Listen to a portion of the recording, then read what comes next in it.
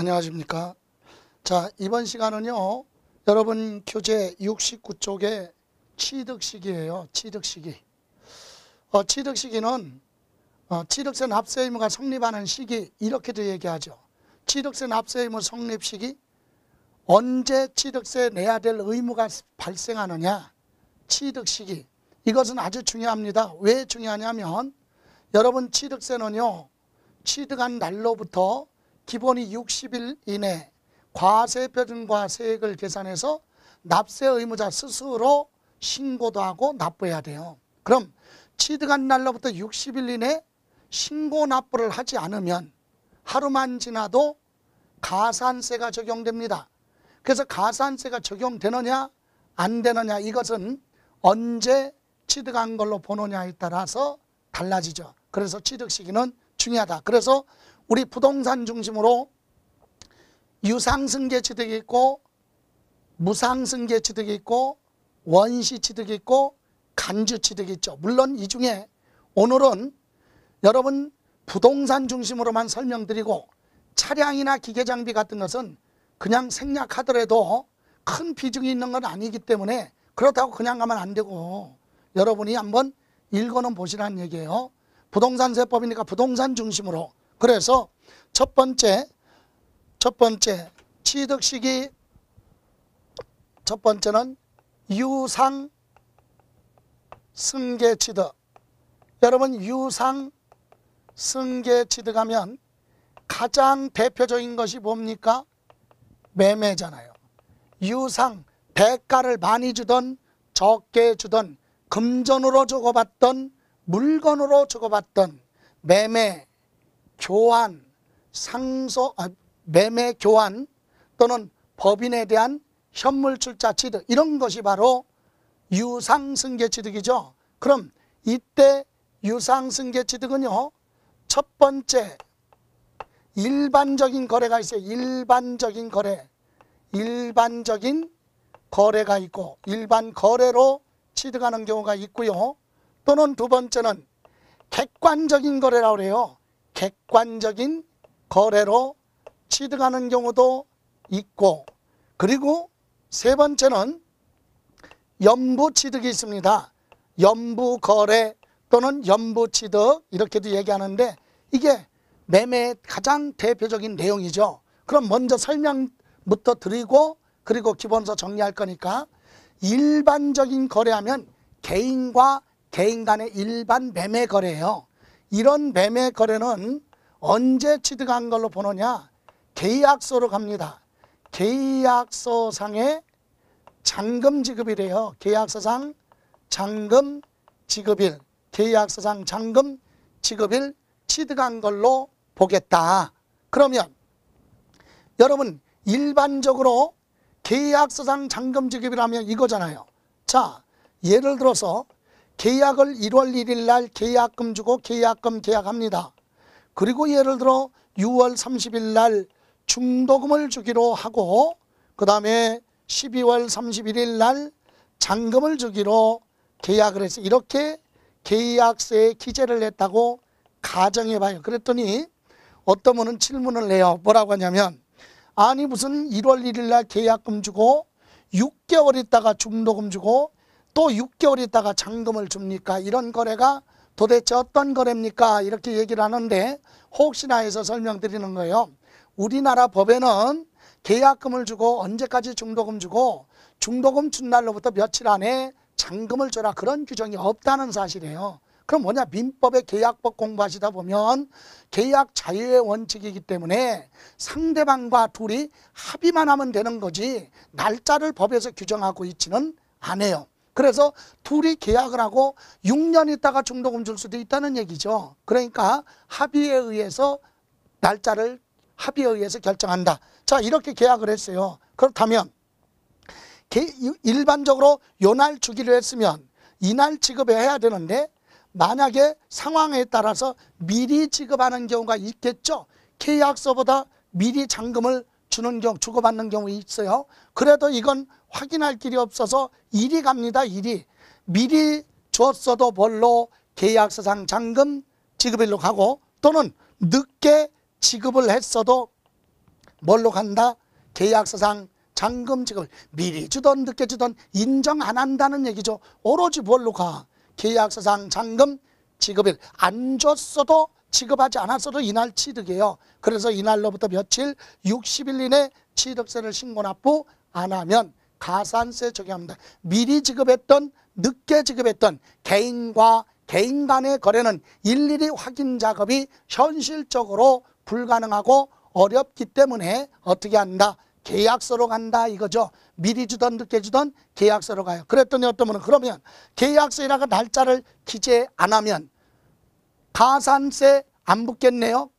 날짜를 모르니까. 그래서 우리 세법은 이 계약서상의 잔금 지급일이 기재되지 않아서 불분명하다 그러면 계약일로부터 60일 지나면 취득한 걸로 본다. 이런 불이익을 당하지 않으려면 계약서에다가 잔금 지급일을 기재하라 이겁니다. 여기까지만 우선 확인해 보죠. 그것이 바로 여러분 양가로 2번에 있어요. 69쪽.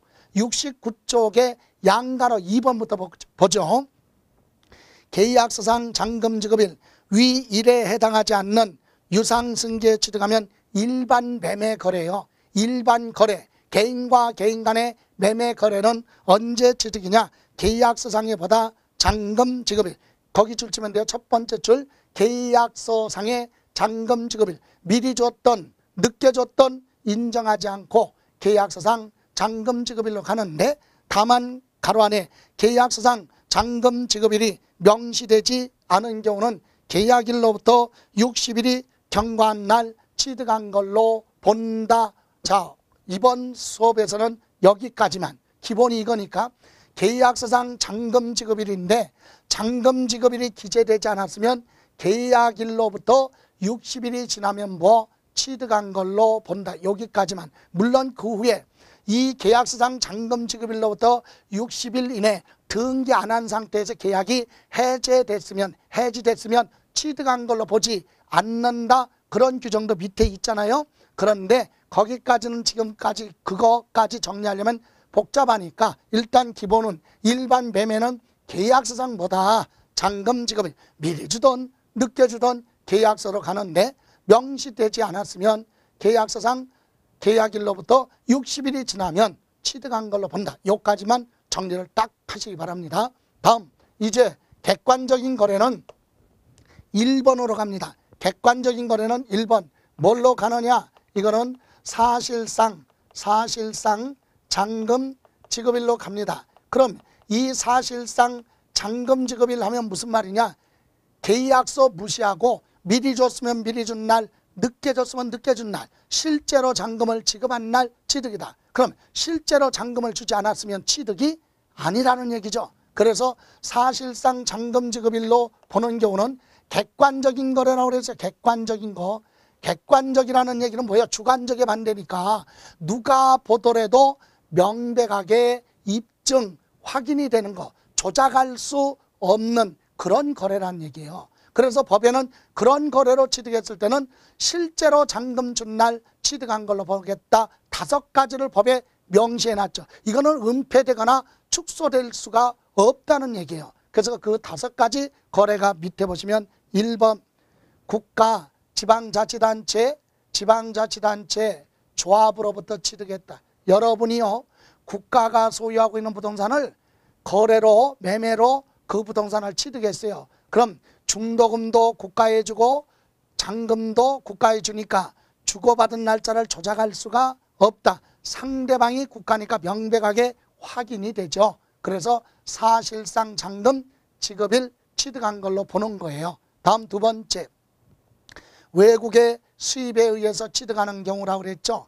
이것은 우리나라 국경을 통과할 때, 즉 부동산하고는 거리가 멀죠. 관계없지만 자동차 같은 거, 차량 같은 거 수입할 때는 관세가 부과되죠. 그럼 관세가 부과됐다는 얘기는 취득한 날짜, 취득한 금액, 취득한 자가 누구 이런 게 전부 이미 확정이 됐기 때문에 내국세인 지방세는 관세를 그냥 따라가요. 그래서 사실상 잔금 지급한 날 취득한 걸로 본다. 다음 3번째는 공매 방법으로 취득 그랬는데 공매하면 항상 경매란 말이 없어도 경매까지 포함. 그래서 우리는 공경매 이렇게 얘기하잖아요. 공매 또는 뭐 경매로 취득했다. 우리는 공매가 바로 뭐예요? 공매하고 경매의 차이점은 개인이 채권자한테 돈을 빌려줬는데 채무자한테 돈을 빌려줬는데 채무자가 채무를 이행하지 않으면 채무자 부동산을 법원을 통해서 처분하는 걸 경매 처분이라고 합니다. 법원을 통해서 처분하는 건 경매죠. 그래서 유찰될 때마다 보통 30%씩 20% 30% 가격이 다운되죠. 이런 경매.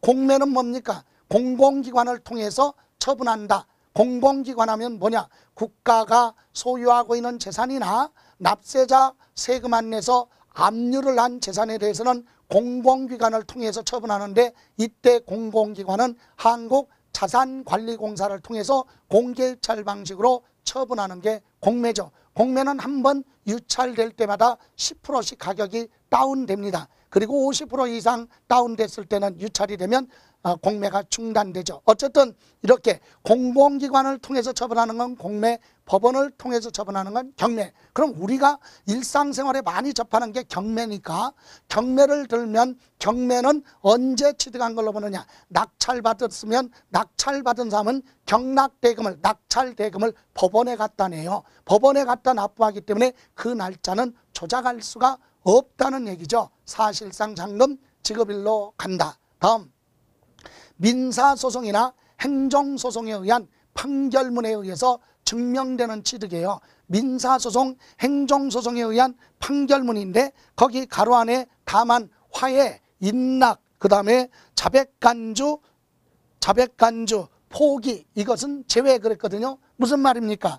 화해조서, 인락조서, 포기각서, 자백간주는 판결문의 범위로 보지 않는다. 즉 민사협정에서는요, 인과관계를 유지하는 게 목적이지 그것을 파기하는 게 목적이 아니에요. 그래서 결론은 어떤 한쪽에서 판결이 나오면 어느 한쪽은 안 좋기 때문에 인과관계가 깨질 수가 있죠. 그래서 최종적으로 판결 내리기 전에 법원의 직원이, 법원이 중재를 해서 둘이 화해를 합니다. 그럼 판사 앞에서 우리는 화해했다고 서류를 작성하죠. 그게 화해조서면, 합의했다는 서류를 작성을 하면 판사는 결정 내릴 필요가 없다는 얘기죠. 두 사람의 의견을 존중해 주니까. 그걸 대신하는 게 화해조서다. 인락조서는 원고가 주장한 부분에 대해서 상대방 피고가 판결 내리기 직전에 다 수락한다, 인정하겠다고 판사 앞에서 작성한 서류가 있으면 판사는 결정 내릴 필요가 없죠. 그걸로 대신하겠다 이거죠. 다음, 자백간주.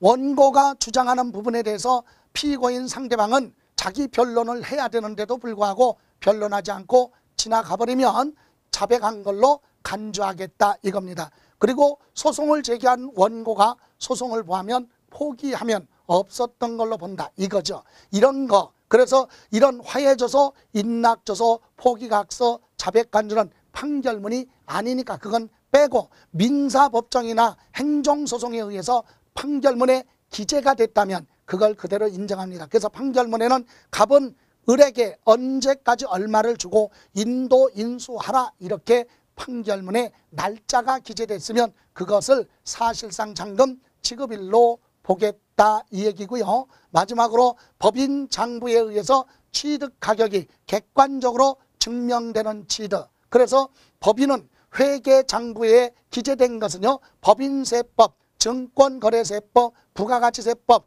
그리고 재무제표 규칙과 기업회계 기준을 준수를 해서 기재가 되기 때문에 법인 장부에 입금란, 지출란에 기재가 됐다면 그건 인정해 주겠다. 그래서 이 법인이 취득할 때도 그렇고 개인이 법인과 거래를 할 때도 해당이 됩니다. 여러분, 개인이 법인으로부터 부동산을 취득합니다. 어떤 경우죠? 아파트 분양받는 건 전부 다 법인으로부터 취득이죠. 이때는 뭘로 간다? 사실상 잔금 지급일 취득한 걸로 본다. 그래서 객관적인 거래하면 앞글자만 따서 구, 외, 공, 판, 법 이렇게 5가지 중에 한 가지라도 나오면 사실상 잔금 지급일, 이런 규정이 명시가 되지 않으면 일반 거래니까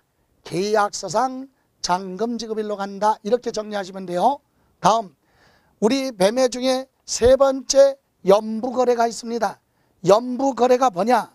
여러분 연부거래는 밑에 보충학습에 메모해 놨죠. 연부칙은 대금을 일시에 지급할 수 없는 것을 상대방 약정에 의해서 2년 이상 장기간에 걸쳐서 지급하는데 대금을 지급하는 건 1년에 한 번씩 지급하고 균등액으로 지급하는 것을 우리는 뭐라고 한다? 연부취득이라고 한다. 그럼 보세요. 예를 들어서 연부취득을 하는데 자 10억짜리 부동산을 일시에 지급할 수 없어서 매도자 매수자 간의 합의에 의해서 2년 이상 장기간에 걸쳐서 지급한 걸 연부라고 했는데 만약에 3년 연부계약을 체결했다고 가정해봐요. 그럼 3억 3천만 원 1년 있다가 3억 3천만 원 또 1년 있다가 3억 4천만 원 이것은 연부가 아니다. 왜 그러냐? 연부는 2년 이상 장기간에 걸쳐서 지급을 하되 1년에 한 번씩 1회만 지급하고 균등액이에요. 매년 지급하는 금액이 똑같아야 돼. 근데 3억 4천이니까 균등액이 아니잖아요. 그래서 여기도 얼마? 3억 3천만 원. 그럼 여기서 계약금으로 1,000만 원 이렇게 하면 맞겠죠. 이런 계약을 연부라고 합니다. 그럼 1년 있다가 상대방한테 얼마를 줘요? 3억 3천만 원 대금을 주면 그날 뭐 한 걸로 본다? 취득한 걸로 본다. 얼마만큼? 3억 3천만 원 취득한 걸로 보고 이날로부터 60일 이내 취득세 신고 납부하라 이 얘기예요. 또 1년이 있다가 또 3억 3천만 원을 거래 상대방한테 주면 그때 또 취득이고 요때도 취득이다. 그래서 연부취득은 사실상 연부금 지급하는 날 취득한 걸로 보는 거예요.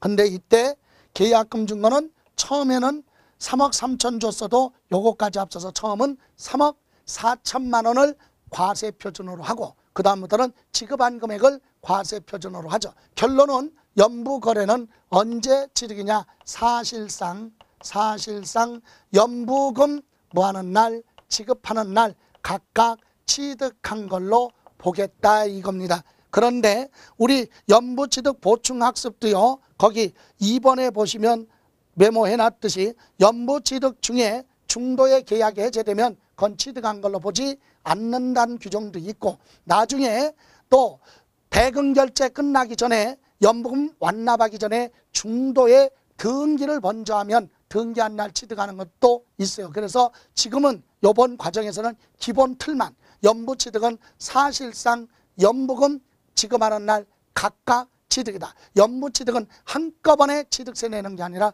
연부금 지급할 때마다 지급한 금액만큼 취득세 계산해서 신고 납부하라 이 얘기입니다. 그러면 이제 유상승계 취득의 대표적인 거 계약서상 잔금지급일 일반 거래 그리고 국외공판법 이런 말이 나오면 사실상 잔금 지급일 연부취득은 사실상 연부금 지급하는 날 각각 취득한 걸로 본다 그랬죠. 근데 이 날짜가 되기 전에 뭐를 등기를 뭐 했어요? 먼저 했어요. 등기를 먼저 하면 등기한 날 뭐 한 걸로 보겠다? 취득한 걸로 본다. 그래서 그 내용이 여러분 교재에 보시면 70쪽에 양가로 4번 있죠. 70쪽에 양가로 4번 등기 또는 등록일 기준 거기 1번 사실상 잔금지급일 그죠? 또는 계약서상 잔금지급일 또는 사실상 연부금 지급하기 전에 등록하는 경우는 그 등기일 또는 등록한 날에 취득한 걸로 본다. 등기가 빠르면 등기한 날 취득한 걸로 보겠다. 물론 2번도 있어요. 이거는 민법 규정에 의해서 재산분할이죠. 혼인한 날로부터 혼인한 이후에 모은 재산은 부부 공동재산이죠. 민법에. 그러나 이혼을 하게 됩니다. 이혼하고 2년 안에 재산분할 청구권이 있죠.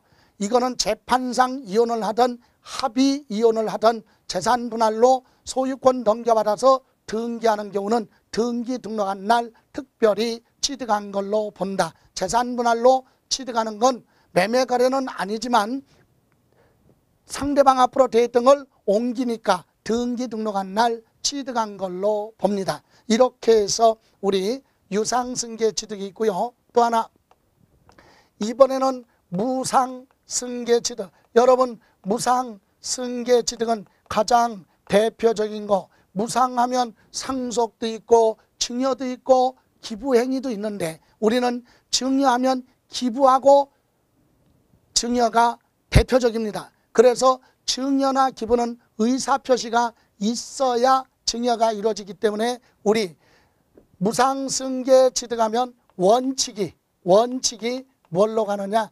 증여로 보기 때문에 계약일이에요. 계약일에 뭐 한 걸로 본다?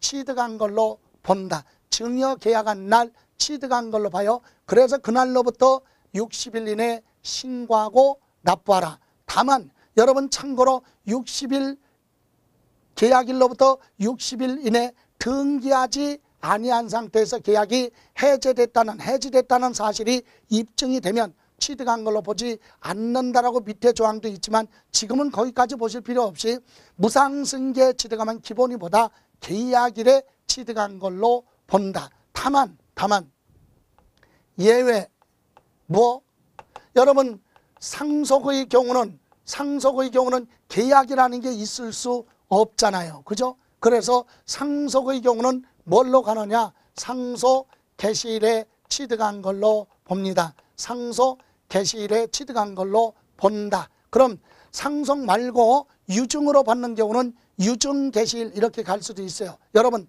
상속과 유증 이 부분 한번 보고 갑니다. 여러분 교재 70쪽 밑에 2번 무상승계 취득 첫 번째 줄에요. 무상승계 취득의 경우는 계약일에 두 번째 줄 취득한 걸로 본다. 출칠건 계약일에 취득한 걸로 본다. 계약일이죠. 예, 다만 가로 안에 상속 또는 유증으로 인한 취득의 경우는 상속은 상속 개시일, 유증은 유증 개시일에 취득한 걸로 본다 이 뜻인데 여기서 유증까지는 기억하지 않더라도 상속은 뭐다? 상속 개시일. 참고로 유증은 뭡니까? 유언에 의해서 받는 걸 유증이라고 하고 유언 없이 받는 걸 상속이라고 하죠. 민법 규정에 따라 받는 건 상속, 유언장에 의해서 받는 건 유증이라고 하죠. 그래서 유증까지는 물어보지 않으니까 그냥 상속 그러면 상속 개시일. 여러분 상속 개시일하면은요 일반적으로 사망한 날이에요. 사망한 날. 아니면 법원으로부터 보호받으면 실종 선고를 받으면 이 날을 우리는 상속 개시일로 보는 거죠. 자, 여러분 사망자의 시신이 있으면 의사가 발급하는 사망 확인서에 의해서 사망한 원인과 사망한 날짜가 명시됩니다. 그때 취득한 걸로 본다 이거죠. 그러나 특별한 경우는 뭐를 실종 선고를 가정법원으로부터 실종 선고 받아야만이 법적으로 사망이죠. 그래서 실종 선고는 특별한 재난을 당했을 때는 1년이고 그렇지 않은 일반의 경우는 5년 지나야 법원으로부터 실종 선고를 받을 수 있어요. 예를 들어서 특별한 재난은 몇 년이요? 특별한 재난의 경우는 1년. 그렇지 않은 경우는 일반의 경우는 5년 지나야 법원으로부터 실종 선고를 받을 수 있다. 전쟁이 발생을 했고 전쟁으로 인해서 징집당한 자가 전쟁이 종결됐는데도 불구하고 생사를 알 수가 없다. 그럼 전쟁 종결되고 1년 지난 다음에 법원으로부터 실종 선고를 의뢰해서 받을 수 있고 또 비행기에 이륙하자마자 탑승했는데 이륙하자마자 바다에 추락해서 사망이 확실하지만 시신이 없다 이런 경우 또 선박에 승선하자마자 침몰했다 그래서 시신이 없다 이런 경우는 실종 선고를 받아야 되겠죠. 특별한 재난이니까 1년이에요. 그렇지 않고 부재자가 생사를 알 수가 없다 이런 경우에는 행방불명 이런 경우는 5년 지난 다음에 실종 선고를 받을 수 있죠. 자, 우리는 시험에서 여기까지는 물어보지 않아요. 민법에서는 공부하겠지만 우리 상속은 상속 개시일에 취득한 걸로 본다. 그럼 상속이란 단어가 없으면 무상하면 뭘로 가는 거예요? 원칙이 계약이래요. 상속이라는 단어가 있을 때만 상속 개시일에 취득한 걸로 본다. 이렇게 해서 무상승계 취득하면 계약일 상속이라는 단서가 있을 때만 상속 개시일에 취득한 걸로 봅니다. 다음 세 번째는 우리 원시 취득이 있어요. 원시 취득. 최초로 취득하는 거 있죠. 가장 대표적인 것이 바다나 하천을 매립했어요. 공유, 수면, 매립 있죠. 그래서 71쪽 맨 밑에 보시면 양가로 4번에 매립 간척이라고 그랬죠. 토지. 그래서 원시 취득. 토지의 경우는 원시 취득하면 공사, 준공, 인가, 일에 뭐한 걸로 취득한 걸로 본다. 확인하죠.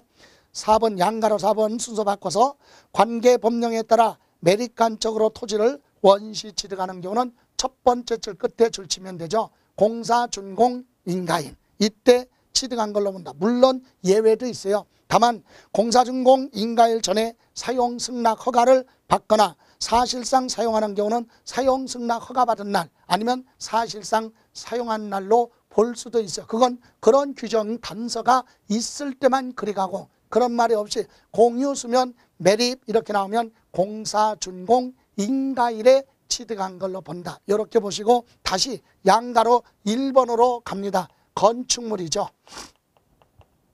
건축물에 대해서 원시 취득하면 건축 또는 개수죠. 그래서 첫 번째 줄 보시면 건축물을 건축 또는 개수하여 취득하는 경우, 자 거기 줄 치면 사용승인서 내주는 날, 사용승인서 내주는 날 그거 하고요.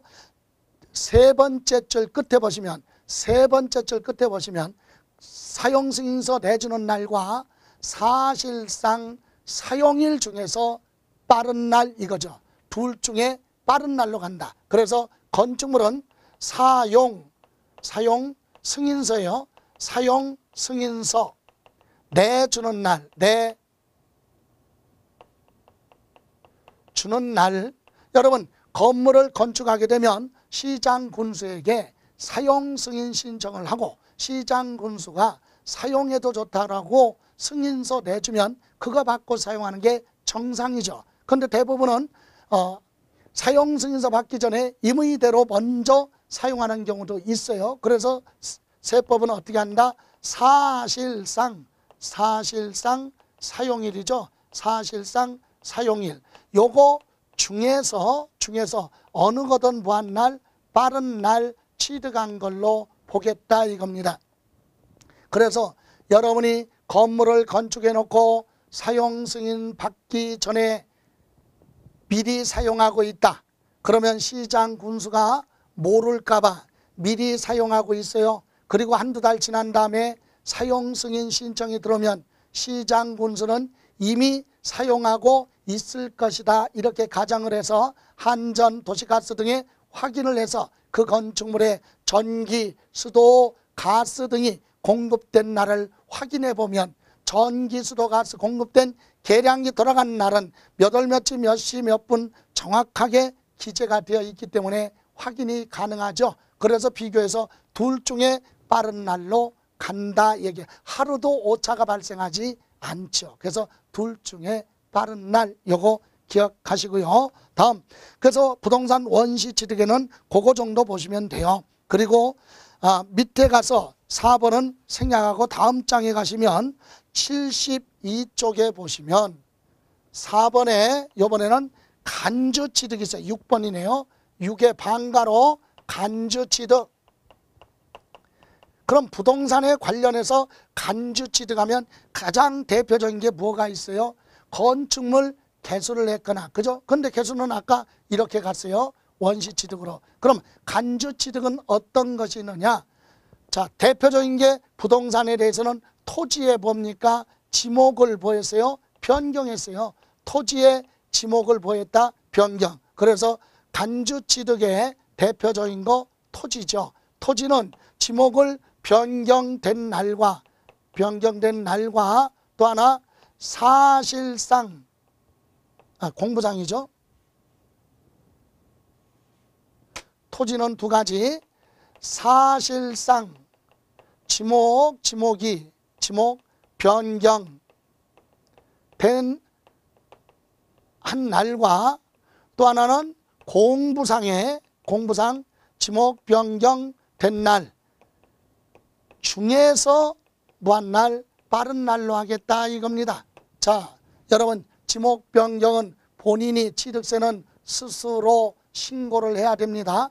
그런데 사실상 지목을 변경한 날은 본인 외에는 알 수가 없죠. 그래서 본인 스스로 신고 납부 안 하면 부과 못하고 제척기간, 법적 권리행사인 제척기간 5년 지나면 부과 못할 수도 있기 때문에 그런 미비한 점을 보충하기 위해서 이렇게 공부상에 변경된 날 중에서 빠른 날로 하는 겁니다. 그럼 본인 스스로 지목을 변경한 날 신고 안 하면 나중에 몇 년 지난 다음이라도 그 토지 소유자가 제3자한테 처분하려면 지목 변경 등기를 하고 처분하겠죠. 그때 지목 변경된 날이 있으면 그날 취득한 걸로 볼 수도 있다. 그래서 둘 중에 빠른 날 취득한 걸로 보겠다 이 얘기입니다. 그리고 이렇게 해서 간주 취득의 토지에 대해서 보셨고, 물론 거기 선박 차량 기계 장비도 종류를 변경한 날, 사실상 종류를 변경한 날과 공부상에 변경된 날 중에서 빠른 날로 갑니다. 다음 기타의 경우에 양가로 2번 73쪽 보시면 골프 회원권 취득 그랬죠. 이와 같은 회원권이 있어요. 골프 회원권, 승마 회원권, 콘도 회원권, 종합체육시설 회원권, 요트 회원권은요 존속기간이 끝났다. 그래서 다시 기간을 연장하게 되면 그때 또 뭐한 걸로 취득한 걸로 보죠. 처음에 회원권을 취득했다. 그럼 매매로 취득했으면 계약서상 잔금지급일 취득이고, 그죠? 예. 그리고 또 만약에 증여를 받았으면 계약일에 취득일이 될 것이고, 상속받았다 콘도 회원권 같은 거 그럼 상속 개시일에 취득한 걸로 보는 거예요. 그런데 그 취득해놓고 한 번으로 끝나는 게 아니라 그 기간 존속기간이 회원의 권리기간이 지나서 기간을 다시 재연장을 하거나 재계약을 한다면 그때 또다시 취득한 걸로 보겠다. 이것이 취득 시기에 대한 내용입니다. 자, 이렇게 해서 취득 시기는 부동산 중심으로만 정리를 해봤어요. 그러면 이렇게 취득한 날로부터 60일 이내 무엇도 하고 신고도 하고 납부를 하라 그랬어요. 그런데 이때 취득세는 어떤 금액으로 계산할 것이냐, 그것이 우리가 공부해야 될 가장 핵심이 되는 73조 과세 표준입니다. 여기 보실까요? 자, 취득세 과세 표준. 자, 과세 표준이 나오면 여기에다가 곱하기 뭐냐? 세율. 세율을 곱해서 취득세가 산출이 됩니다. 모든 세법의 세금은 과세 표준에 세율을 곱하면 세금이 나오죠. 그럼 취득세도 취득세 과세 표준에 취득세 세율 곱하면 취득세가 나오고, 재산세면 재산세 과세 표준에 재산세 세율 곱하면 재산세가 나와요. 자, 모든 세법은 이렇게 계산하는데 이것을 우리가 공부할 때 이것을 누가 하느냐 이거지. 세금은 과세 표준에 세율을 곱해서 세액을 계산할 때 이것을 납세 의무자가 스스로 해서 신고하고 납부하는 걸 신고 납부다 이렇게 얘기하죠. 납세 의무자가 과세 표준 계산하고 세율을 곱해서 세액을 계산해서 스스로 신고도 하고 납부하라. 이게 신고 납부인데 취득세는 신고 납부예요. 등록면허세도 신고 납부고 양도소득세도 신고 납부입니다. 그런데 또 하나는 과세 표준에라 세율 곱해서 이 세금을 납세 의무자가 하는 게 아니라 과세권자가 계산해요. 국세면 국가가, 지방세면 지방자치단체에서 이렇게 계산을 해서 납세 의무자한테 고지서를 발부합니다. 이렇게 고지서에 기재된 세금을 납부 기한까지 납세 의무자는 납부를 해서 납세 의무가 끝나는 걸 보통징수 이렇게 얘기하죠. 그래서 보통징수, 부가징수, 이것은 우리가 공부할 세목 중에 재산세 고지서 나오니까 부가주의, 지역자원시설세 특정부동산도 부가주의, 그리고 종합부동산세도 고지서 나오니까 부가주의로 되어 있다. 그러면 이때 세금을 계산할 때 어떤 금액으로 계산하느냐. 자, 이번 시간은 과세표준은 다음 시간으로 넘기고 오늘 간략하게 세 가지만 정리하고 오늘 수업을 마무리하겠습니다. 여기 보실까요? 취득세 과세표준은 시험 보러 가실 때까지 기본이 세 가지입니다. 그 첫 번째는 바로 뭐냐? 취득할 때 당시, 취득 당시 무슨 가액이냐? 신고가액. 이걸 원칙으로 합니다. 취득 당시 무슨 가액? 신고가액. 그럼 취득자가 실거래 가격, 지금은요 부동산을 사고 팔 때 실거래 가격으로 신고하고 등기 권리증에 소유권 이전 등기할 때 실거래 가격이 기재가 돼요. 그래서 실거래 가격으로 신고를 하라. 이게 원칙입니다. 그런데 예외로 취득 당시 시가 표준액으로 하는 경우도 있다. 그럼 시가 표준액이 뭐냐? 이것은 다음 시간에 정리하기로 하고요. 그러면 이때 어떤 경우에 신고가액이 있는데도 불구하고 시가 표준액으로 하느냐? 이런 경우죠. 첫 번째, 뭐가 없어요? 신고를 안 했다. 취득세는 본인이 취득한 날로부터 60일 이내 신고를 하라 이랬어요. 근데 신고가 없으면 과세권자는 뭘로? 시가 표준액 가지고 세금 계산하겠다 이 얘기예요. 또는 두 번째, 신고를 하긴 했는데 신고 가액에 가액 표시가 없어요. 가격 표시가 없다는 얘기예요. 그러면 그것도 시가 표준액으로 계산을 하겠다. 또 하나는 신고 가액이 있어요. 신고한 가액이 무엇보다 기준이 되는 시가 표준액이죠. 시가 표준액보다 뭐예요?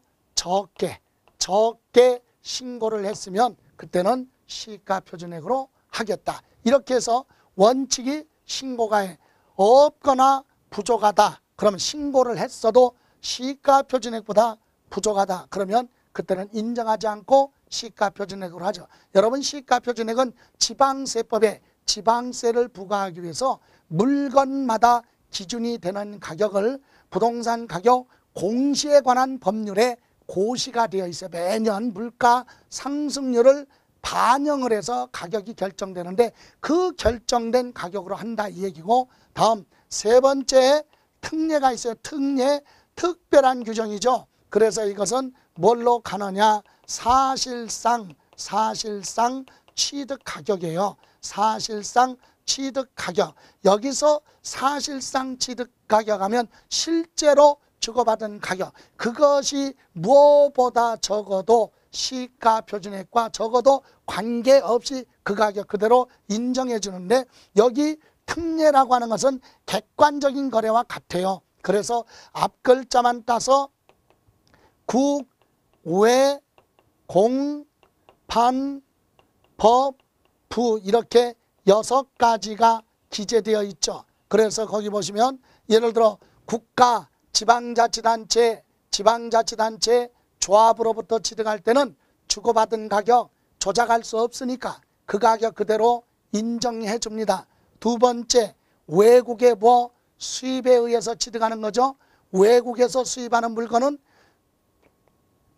자동차 같은 게 우리나라 국경을 통과할 때 관세가 부과되니까, 관세가 부과됐다는 얘기는 과세 표준이 확정이 된 거죠. 그 가격 지방세도 그대로 따라갑니다. 그리고 공매하면 경매까지, 공매나 경매로 부동산을 취득했다면 낙찰 가격, 공매 가격은 조작할 수 없이 그대로 입증 확인이 되니까 그런 가격 그대로 인정해주고, 또 민사소송이나 행정소송에 의한 판결문에 의해서 증명되는 취득, 아까 취득 시기에도 나왔듯이 판결문에는 예를 들어서 화해조서나 인락조서나 포기각서나 자백간주는 판결문의 범위에서 제외된다. 오로지 민사법정이나 행정소송의 판결문에 갑은 을에게 얼마를 언제까지 지급하라 이렇게 금액이 기재됐다면 그 가격을 취득가격으로 보겠다 이 얘기고요. 다음 법인 장부에 의해서 취득가격이 증명되는 취득이 있습니다. 그러니까 법인 장부에는 입금란, 지출란에 기재된 가격이 있다면 그 가격은 그대로 인정해 주겠다. 그래서 그 가격이 무엇보다 시가 표준액보다 적어도 그 가격 인정해 줘요. 그래서 개인이 법인으로부터 취득하는 경우도 해당이 되는 거예요. 그러니까 주택건설회사로부터 여러분이 아파트 분양받아서 취득하면 여러분은 무슨 취득이냐? 승계 취득이죠. 그리고 여러분은 개인이기 때문에 여러분이 지급했다는 날짜를 확인할 수가 없지만 여러분이 지급했다는 날짜에 회계장부에 입금으로 기재가 되어 있다면 그 가격은 그대로 인정해 준다 이 얘기죠. 그리고 부동산 거래 신고에 관한 법률에 따라 제출된 신고서에 의해서 검증이 이루어진 취득. 여러분, 부동산 시장이 급등합니다. 그래서 실거래 가격이 급등하면 거기에 따라서 뭣도 시가 표준액도 올라갔다가 부동산 시장이 동결돼서 실거래 가격이 떨어져서 시가 표준액보다 낮은 가격으로 거래가 이루어질 수도 있다. 이런 경우는 실거래 가격이 시가 표준액보다 낮아도 이 가격을 관할 시군 내 시장군수구청장이 우리 관할구역에서 이 가격의 거래가 이루어졌다는 사실을 검증을 해줬다면 그 검증된 가격은 비록 뭐보다 적어도 시가 표준액보다 적어도 이 가격 그대로 인정해 주겠다. 이렇게 해서 우리 취득세 과세 표준은 크게 세 가지가 있습니다. 시험 보러 가시는 날까지 이 세 가지는 정리가 돼야 되고 다음 주에 시가 표준액 또는 신고가액 구체적으로 자세히 설명드리고 오늘 이 시간은 여기까지만 정리를 하는 걸로 하고 73쪽 제7절 과세표준 본격적으로 다음 시간에 정리하는 걸로 하겠습니다. 오늘 고생 많이 하셨습니다.